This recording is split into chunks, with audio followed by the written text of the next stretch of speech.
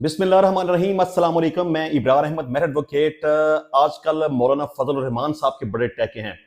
पाकिस्तान मुस्लिम league नून, Pakistan peoples party, Pakistan Tehreek Insaf, तीनों जमातें मौलाना फजल रहमान साहब के पीछे भाग रही हैं और उन्हें मनाने की हर मुमकिन कोशिश कर रही हैं। लेकिन मौलाना साहब इस वक्त पूरे तरले करवाने पे उतरे हुए हैं। पिछले दिनों भी तकरीबन 4-5 दिन पहले की बात करें तो सदर आसफ अली जरदारी साहब मौलाना फजल रहमान साहब के घर गए, उनसे मुलाकात की, वहां बैठे, गपशप की और उनको कन्विंस करने की पूरी कोशिश की कि आप हमारे साथ चलें, आप जैसे कहेंगे वैसे कर लेंगे। हर तरह से उन्हें यकीन दहानी कराई गई कि आपके जो भी मामलात हैं, आपके जो भी मुतालबात हैं, आपके जो भी ग्रीवियंसेस हैं, वो दूर किए जाएंगे। जो कुछ होगा आपकी मर्जी, आपकी मंशा के मुताबिक होगा। लेकिन मौलाना साहब अभी तक तो अड़े हुए हैं। फिलहाल तो वो किसी की बात नहीं मान रहे क्योंकि उन्हें लालच है दूसरी तरफ से भी, क्योंकि इमरान खान साहब की तरफ से भी एक वफद ने मौलाना साहब से मुलाकात की और उन्हें यकीन दहानी कराई कि आप जैसे कहेंगे वैसे कर लेंगे। तो मौलाना साहब ने उन्हें कहा कि जनाब आप इस तरह करें कि मुझे 2 सेनेटर्स दे दें, फिर मैं आपके साथ हूं, एहतजाज में भी आपके साथ हूं, कौमी असम्बली में भी आपके साथ हूं, सड़कों में भी आपके साथ हूं, जहां कहेंगे आपके साथ हूं। लेकिन अभी तक तो पाकिस्तान तहरीक इंसाफ की तरफ से उनकी कोई शर्त मंजूर नहीं की गई। यहां पर मैं ये भी समझता हूं कि मौलाना फजल रहमान साहब के लिए इमरान खान की तरफ जाना शायद थोड़ा सा मुश्किल हो सकता है, क्योंकि इनकी लड़ाई काफी सालों से चलती आ रही है।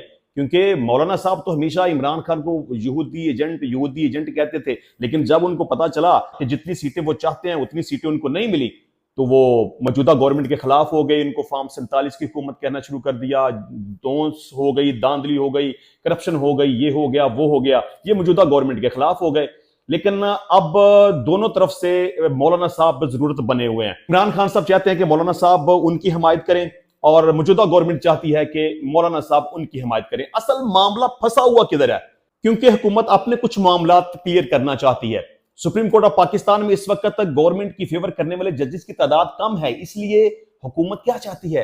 हुकूमत जजेस की तादाद बढ़ाकर 23 करना चाहती है, क्योंकि सुप्रीम कोर्ट के जजेस की तादाद पहले 17 थी, उसके बाद उसको 19 कर दिया गया। लेकिन अब हुकूमत चाहती है कि जजेस की तादाद को बढ़ाकर 23 कर दिया जाए, क्योंकि उनको पता है कि इस वक्त सुप्रीम कोर्ट में उनकी फेवर के जजेस बहुत कम हैं और सुप्रीम कोर्ट में जजेस की तादाद बढ़ाने के लिए कानून साजी करनी पड़ेगी और कानून साजी करने के लिए मौलाना फजल रहमान साहब की उनको जरूरत है।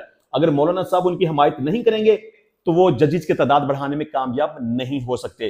तो आज भी वजीर आजम शहबाज शरीफ साहब एक दफा फिर, पहले जरदारी साहब उनके घर गए, मिन्नतें तरले किए, लेकिन आज वजीर आजम शहबाज शरीफ मौलाना फजल रहमान साहब के घर गए, वहां बैठे, चाय शाय पी, गपशप लगाई और आप ये समझ लें कि एक तरह से वो कहते नहीं, तरले मिन्नतें करना, गोडे गिट्टों पे आ जाना, पांव को हाथ लगाना। तो शहबाज शरीफ साहब आप ये समझ लें कि उनके कदमों में बैठ गए, उनकी मिन्नतें करने शुरू कर दी, उनसे वास्ते उनको डालने शुरू कर दिए, बल्कि उन्हें कहा कि आप हमारे माई बाप हैं, जो आप कहेंगे, जैसे आप कहेंगे, जो भी आपकी शराइत होंगी वो हम मानने के लिए तैयार हैं। मतलब कि आप जो चाहते हैं आपकी जोली में डालने के लिए तैयार हैं। और इमरान खान के खिलाफ बातें करनी शुरू कर दी कि वो एक इंतशारी टोला है, वो बंदा ठीक नहीं है, उसने मुल्क में इंतशार और बदअमनी पैदा की हुई है, 9 मई के वाकयात उसके सर के ऊपर हैं, उसका कोई मुस्तकबिल नहीं है, वो जेल से कभी बाहर नहीं निकलेगा, उसको मिलिट्री के हवाले कर दिया जाएगा, उसको सजाया हो जाएगी, पता नहीं उसको सजाया मौत हो जाएगी, क्या हो जाएगा।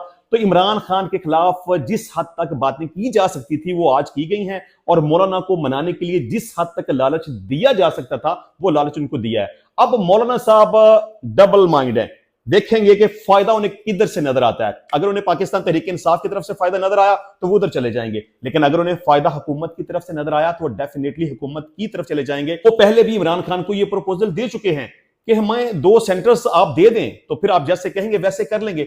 लेकिन मुझे ऐसा लगता है कि शायद मौलाना साहब की डील मौजूदा हुकूमत के साथ बन जाए, क्योंकि हुकूमत इस वक्त पावर में है, वो जो चाहे वो कर सकते हैं। इमरान खान इस वक्त जेल के अंदर मौजूद है, तो मेरा ख्याल है कि इमरान खान के साथ शायद मामलात हल ना हो सके, तो ज्यादा इम्कान यही है कि मौलाना साहब के मामलात मौजूदा गवर्नमेंट के साथ तय हो जाएंगे।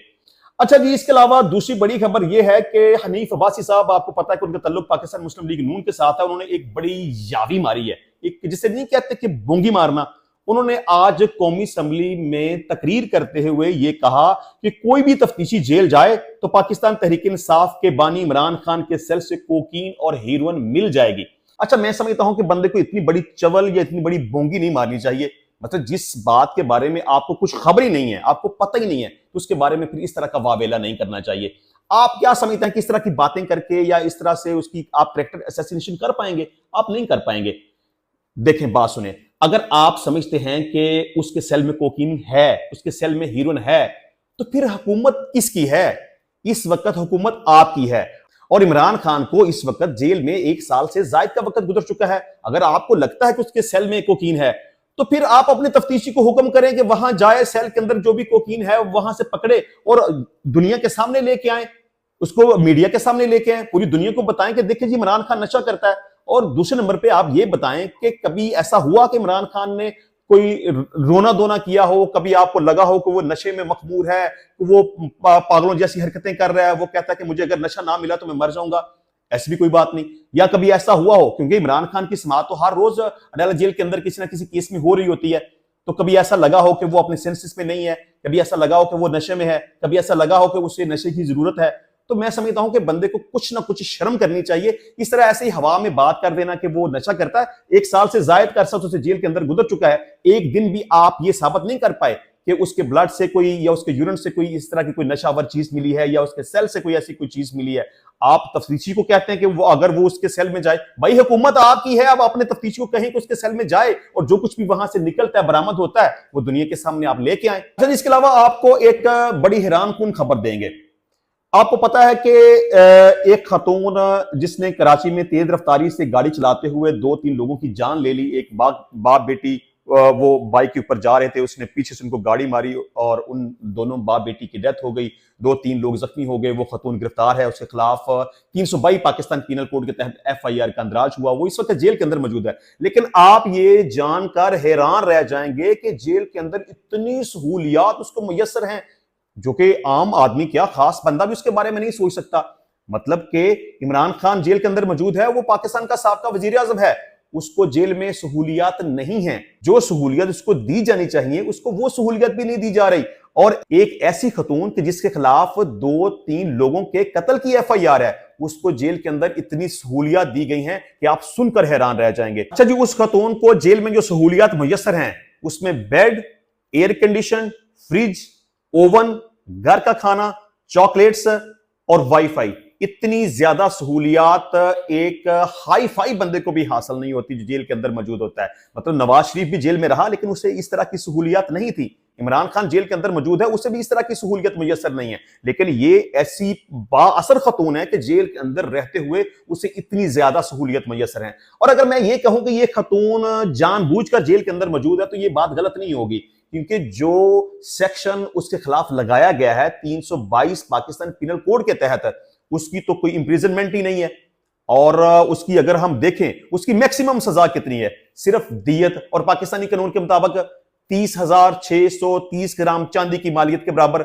उसका अगर हम हिसाब लगाएं तो वो बनती है ऑलमोस्ट 68 या 69 लाख। उस औरत के लिए तो ये बिल्कुल भी मुश्किल या नामुमकिन नहीं है। वो चाहे तो राजीनामा भी कर सकती है, वो चाहे तो दियत देके भी जेल से बाहर निकल सकती है। लेकिन मैं समझता हूं कि वो दनिस्ता तौर पर जेल के अंदर मौजूद है। वो चाहती है कि ये मामला भी थोड़ा सा ठंडा हो जाए, तो फिर क्या फर्क पड़ता है, पूरी 23 जिंदगी तो वो जेल के अंदर भी गुजार रही है, बड़ी आसानी के साथ वो दियत की रकम जमा करवाएगी और जेल से रिहा हो जाएगी। अच्छा जी, इसके अलावा पाकिस्तान तहरीक इंसाफ का एक ऑफिशियल ट्विटर के ऊपर अकाउंट है नया पाकिस्तान के नाम से। वहां पर इमरान खान की हमशीरा अलीमा खान की तरफ से एक पोस्ट लगाई गई है और अलीमा खान की तरफ से कुछ खदशात का इजहार किया गया है। वो पोस्ट क्या थी वो मैं आपके सामने रखता हूं।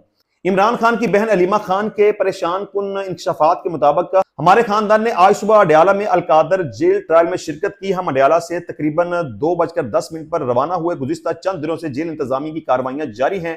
जेल के कमरा अदालत में अजाफी पाबंदियां लगा दी गई हैं। अजाफी पुलिस एहलकार मौजूद हैं। DSP ताहिर शाह जानबूझकर इमरान खान के साथ बदतमीजी कर रहे हैं। आज DSP ताहिर ने 3 या 4 मीडिया वालों को इमरान खान से कोई सवाल करने की इजाजत नहीं दी। कुछ देर पहले हमें अडयाला के बाहर अजीबोगरीब हालात की इतला मिली।